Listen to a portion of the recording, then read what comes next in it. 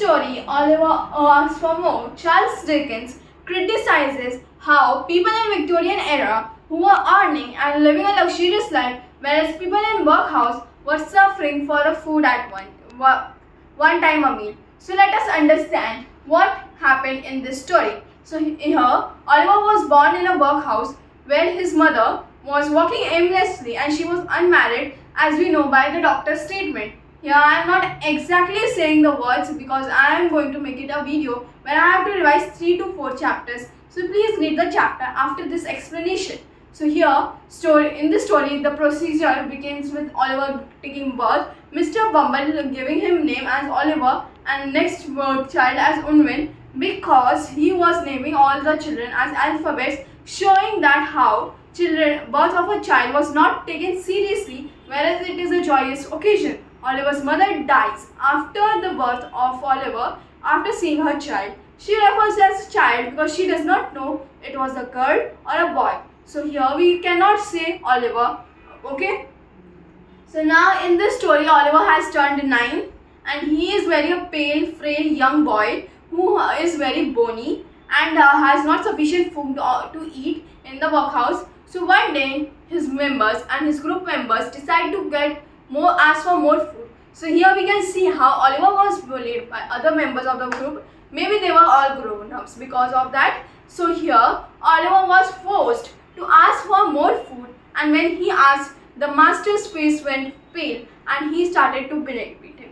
Later he called Mr. Bumble, who was the chairperson of the workhouse, who beated him and kept him in imprisonment or in a dark room with cold floors, and he used to not give him food for the entire week. You can understand how much struggle that boy have been through. He felt very lonely and he was feeling he was about to die. He was always taken in morning nearly because US or the England was a very cold region, so he was bathed in cold water, making him more paler and thinner.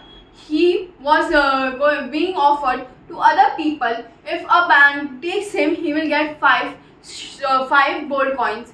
This is not fair. Whereas a 9-year child or a person must be pampered, taken care of. Whereas here, workhouse, people are being forced to work even though are not getting sufficient food. So this is showing the poor living condition in this. This story very nicely depicts how in Victorian era England was developing, yet people were suffering. Now let us go with Modern Millionaire. This story is written by Oscar Wilde. So here we know about a guy named Huey who fell in love with a girl named Laura Martin. Huey's surname was Huey Erskine, fell in love with Laura Martin. Now Laura Martin was a daughter of a general who was a daughter of a colonel who lost his temper and digestion in India because Indian spices are very nice. So he was not able to handle it. So here this story depicts how Laura and Huey were madly in love, but Laura's father was not agreeing to marry Huey because Huey was not a guy only with a good profile but not a job. He could not earn money or else he can do anything. So how we come to know it? Here, Huey used to get money from his aunt, 200 pounds.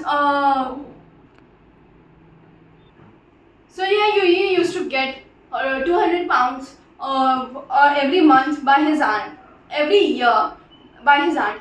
And now Laura's father said if he could earn 10,000 pounds, which was a big amount for him, who was only living on money given by his aunt to earn. So here in this story, as further proceeds, we meet Alan Trevor, who is a good friend of Huey, painting a beggar. So now here the contrast in our irony in this story is the beggar was not actually a beggar but a model who was dressed as a beggar.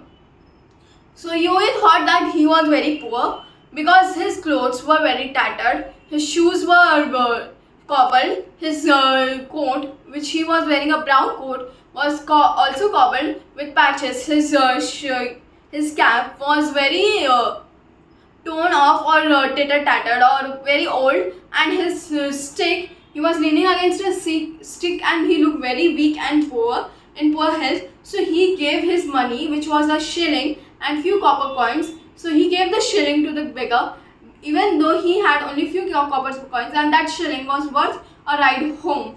So here we understand, here author Oscar Wilde is helping us to understand what is the nature of Huey. Huey was a kind person and was ready to help even though he was suffering.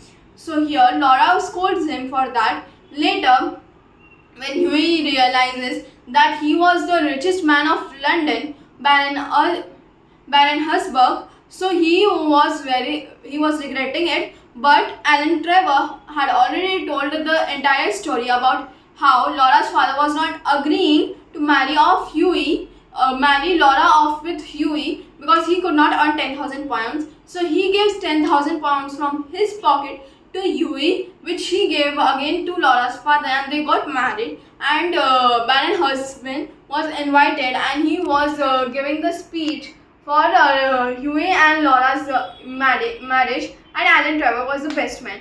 Here, Alan Trevor concludes the entire story with modern millionaire are rare, but millionaire model are even rarer. Here, this is showing that how models who can pretend millionaire are rare, but the models who are millionaire, rich or very wealthy, very less or very few chances are who pretend to be poor. Now let's go with Homecoming. This is an Indian story written by Rabindranath Tagore. Here there are two to three characters which are important. Here Bishambar, Fatik's mother, Fatik, Makhan are these four important characters. So here Fatik is the main character or the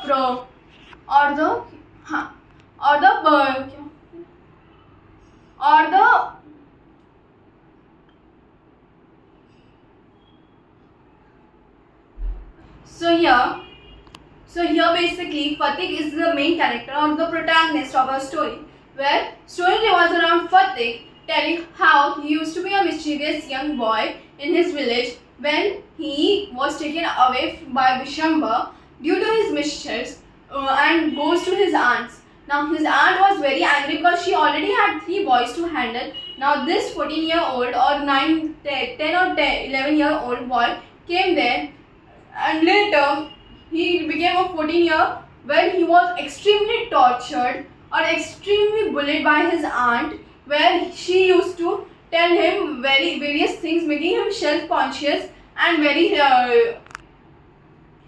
shy, or we can say very timid, and he used to roam around like a stray dog without a master because he was a 14-year boy and he was growing or developing where he needs care, but he was not getting it. So later when he asked his uncle when he was going to home, so his uncle said that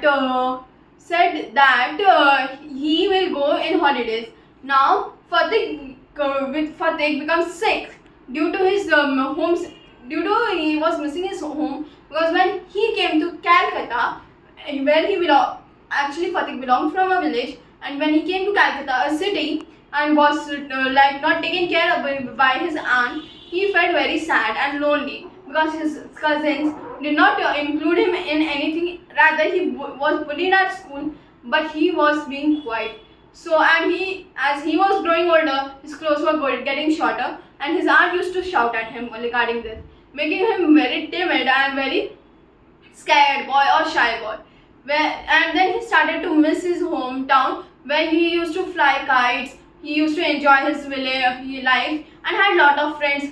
Whereas here, he is ignored and left alone. He felt lonely, so he started to ask his uncle.